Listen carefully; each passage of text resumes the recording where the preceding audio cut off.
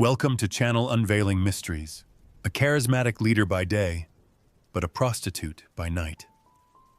She earned over 10 million yen a year from her legitimate job, yet she sought a few extra thousand yen each night on the streets. She died a sudden and tragic death in a squalid apartment. Her death was shrouded in endless mysteries and drew attention due to its possible connection to top figures in Japan. Shibuya, Tokyo.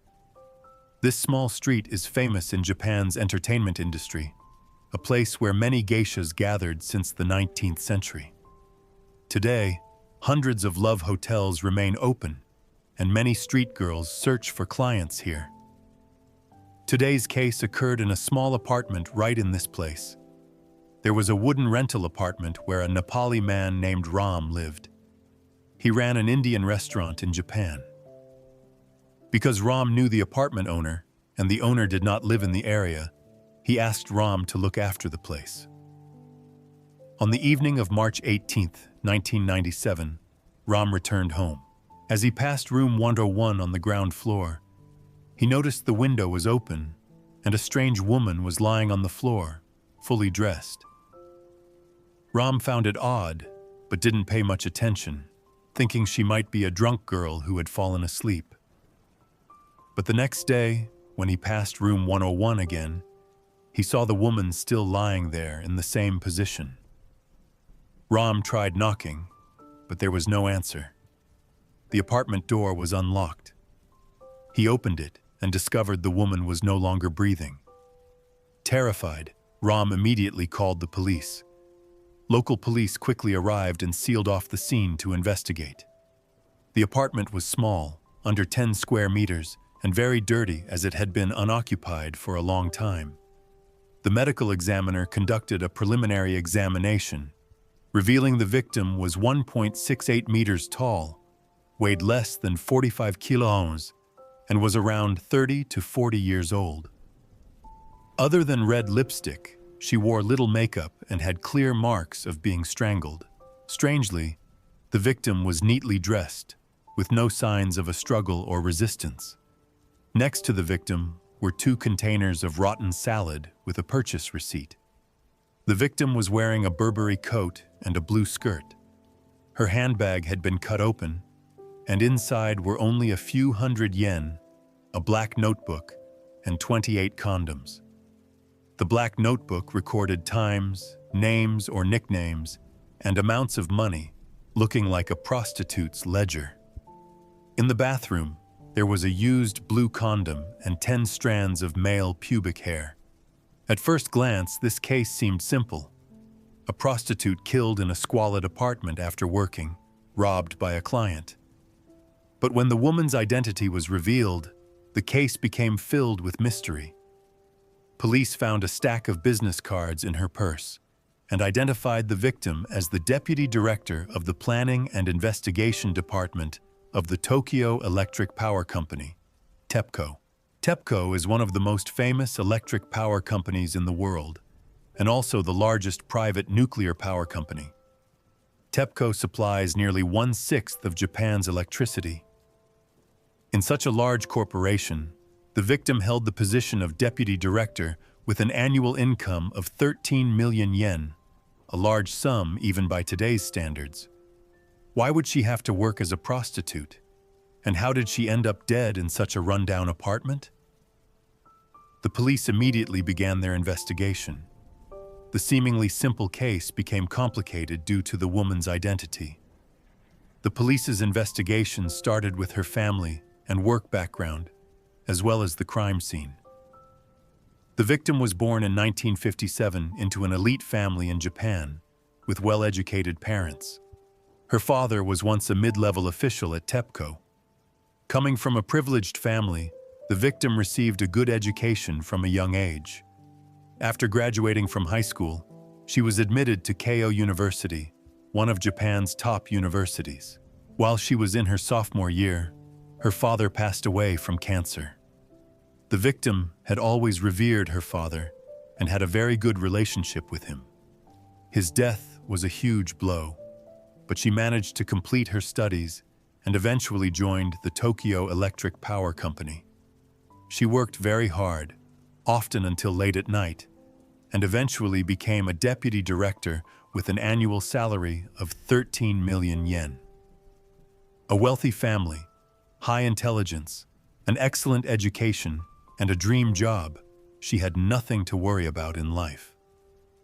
But strangely, during the investigation, her colleagues all said she had no friends at work, was always lonely, and had a severe obsession with cleanliness, even washing her hands multiple times a day.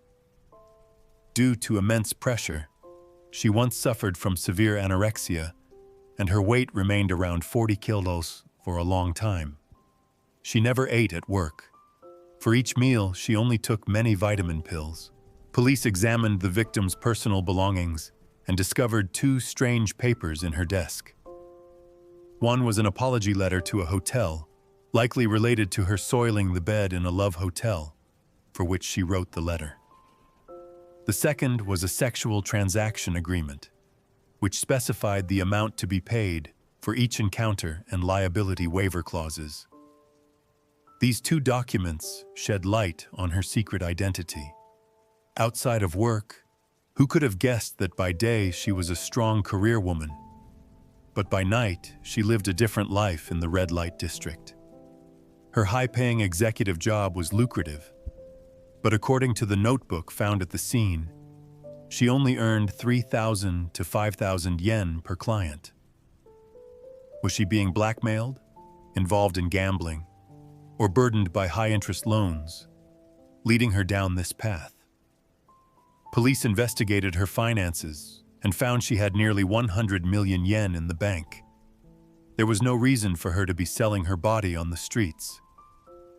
This was truly strange. The woman whose cause of death puzzled the police was named Yasuko Watanabe. The police contacted Yasuko's mother. Her mother seemed indifferent to her daughter's death. Their mother-daughter relationship was very ordinary. Because she was unmarried, she lived with her mother. Yasuko had been gone from home for over 10 days, but her mother wasn't worried enough to call the police. She explained that it was normal for her 39-year-old, unmarried daughter, who had a boyfriend, to not come home. Police found nothing unusual in Yasuko's social relationships. From the evidence at the crime scene, police determined she died between March 8th and 9th and had been lying in room 101 for nearly 10 days. Was there something wrong with Ram? Why did it take him so many days to discover the body?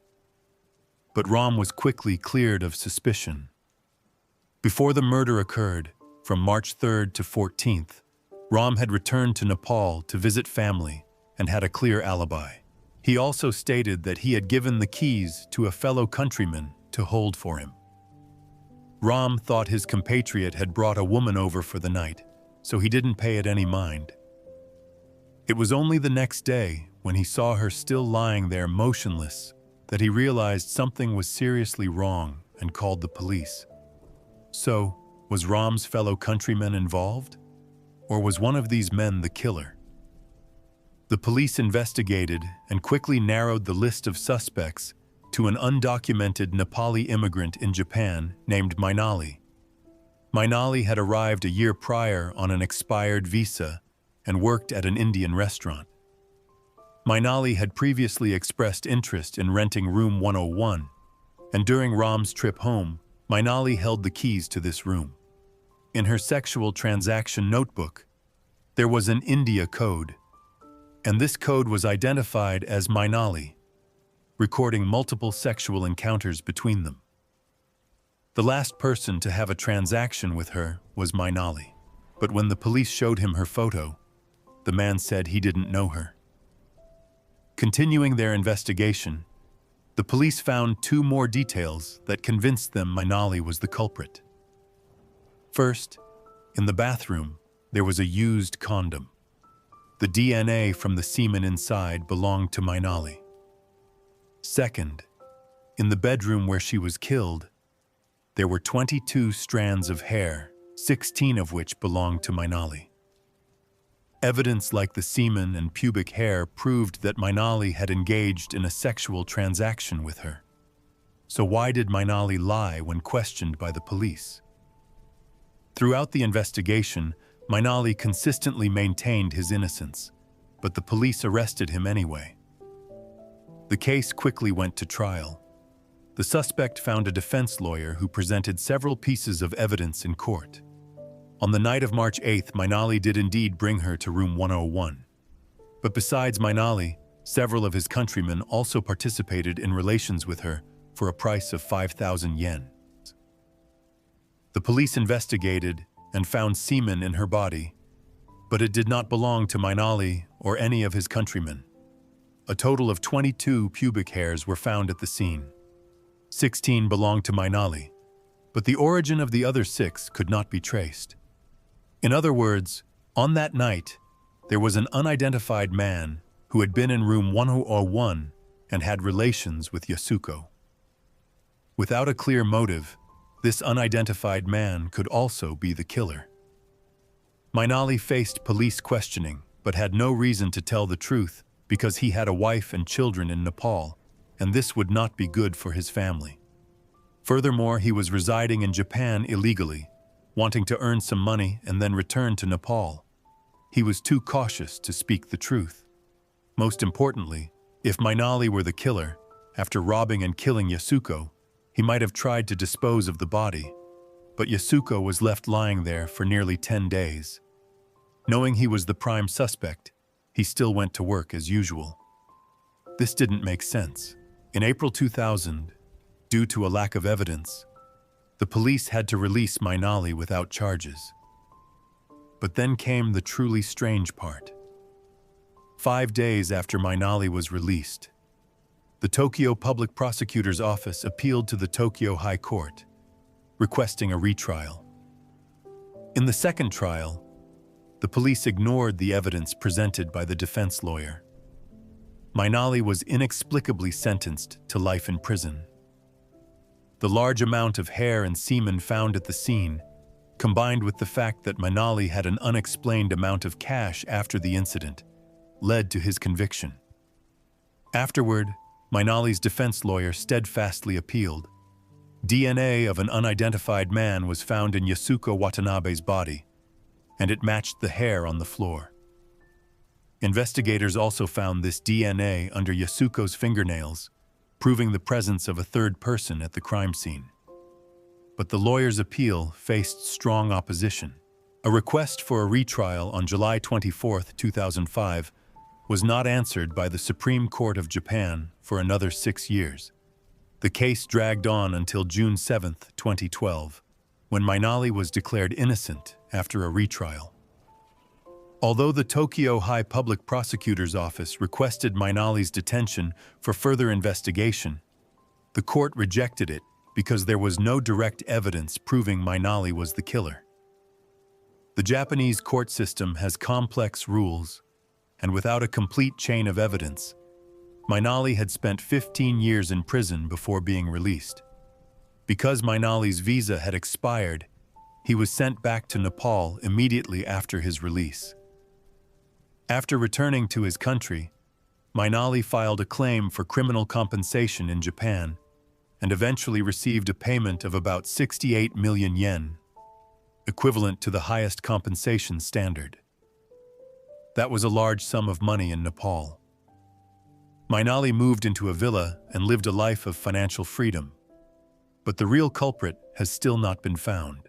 Because the victim had 2 very different identities and faced an amateurish trial process, the case sparked much discussion in the media and among the public.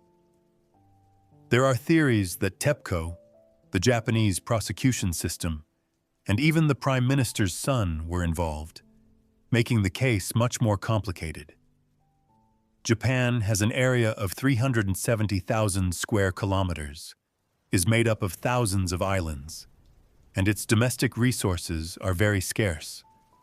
Coal and oil used for power generation must be imported. As a power generation company, TEPCO hoped to find a new energy source to replace traditional power generation methods to make more money. Because nuclear power was called the new energy of the world, it had higher economic benefits compared to thermal power generation. This is why TEPCO decided to invest in nuclear power, making it an important choice. However, Japan has many fault lines due to strong geological activity, with frequent earthquakes. In the event of an accident at a nuclear power plant, the threat to people and the environment is very serious. This caused a major debate around 1970 about the future direction of TEPCO, dividing it into two factions, pro- and anti-nuclear power. Yasuko's father, Tatsuo Watanabe, graduated from the University of Tokyo. After joining TEPCO, he worked in a management role. He believed that Japan's geology was very complex and that there were many potential safety risks.